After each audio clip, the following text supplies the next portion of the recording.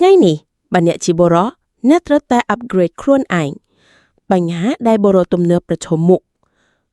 4.1 ជីវិតបុរសសពថ្ងៃគឺជាការប្រកួតដែលគេមិនបានរៀននៅសម័យបច្ចុប្បន្នបុរសត្រូវចេះច្រើនជាងមុនត្រូវរឹងមាំបែបផ្លូវកាយត្រូវចេះគ្រប់គ្រងអារម្មណ៍ត្រូវចេះរកប្រាក់ត្រូវមានស្មារតីដឹកនាំត្រូវចេះធ្វើការដោយមិនមានការបដូរកម្លាំងពីអ្នកណាប៉ុន្តែគ្មាននរណាសែនសង្គ្រោះបុរសនោះទេ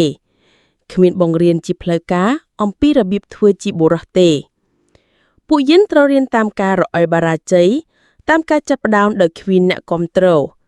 ហើយនេះជាផ្លូវដើរដ៏បុព្វមួយបំផុតដែលបុរសទំនើបត្រូវប្រឈម 4.2 បញ្ហារូបធៀប1គ្មានគោលដៅជាក់លាក់បុរសជាច្រើនរូបបែបទៅជាងណាដែលវាគេនិយាយថាចង់មានជោគជ័យប៉ុន្តែមិនដឹងជោគជ័យមានអ្វីខ្លះគេចង់រកប្រាក់តែគ្មានគម្រោងចំណាយនិងវិនិយោគគេចង់មានស្នេហាតែបាត់បង់ភាពមេធัวបុរសដែលគ្មានគោលដៅគឺដូចសំភៅគ្មានបញ្ជា 4.3 បញ្ហាទី2បំណងចង់បានលឿន fast money fast fame fast lifestyle បុរសសប្តាហ៍ថ្ងៃមួយចំនួនចង់បានជោគជ័យក្នុង3ខែចង់ចូលចិត្តដោយសង្គមក្នុង3ថ្ងៃចង់ឡើងឋានៈដោយគ្មានពេលវេលាធ្វើចំណុចតូចៗបញ្ហាហ្នឹងគឺពេលគេចង់បានលឿនគេយកអ្វីក៏បានលើស្តង់ដារទំនាក់ទំនងលឿនគឺខូចប្រាក់លឿនគឺគ្មានមូលដ្ឋានគេឈ្មោះលឿនគឺចាញ់សម្ពាធរឿងល្អតែងតែយឺតហើយរឿងលឿនតែងតែខាត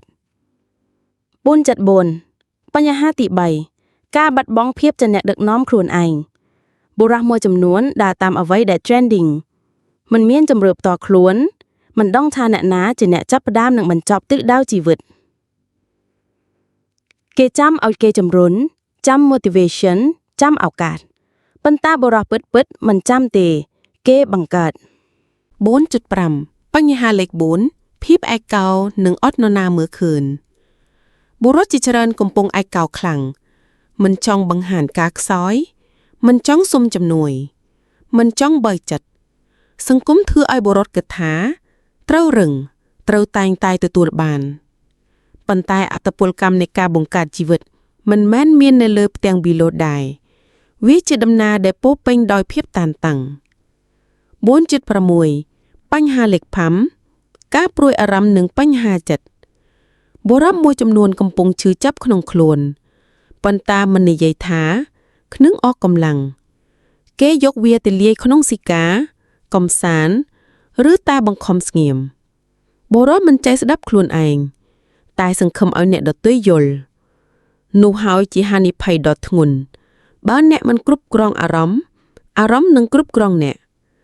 4.7 បញ្ហាលេខ6មិនចេះអភិវឌ្ឍខ្លួនជារបៀបបុរសជាច្រើនចង់ធ្វើបច្ចុប្បន្នភាពខ្លួនតែមិនចេះមិនអានសៀវភៅមិនហាត់ប្រាណមិនសរសេរគម្រោងមិនចំណាយទេស្ងៀម1ម៉ោងក្នុងមួយថ្ងៃគេចង់រីចម្រើនតែចាំគេលើកស្មាបើអ្នកមិនដឹកនាំខ្លួននរណាធ្វើ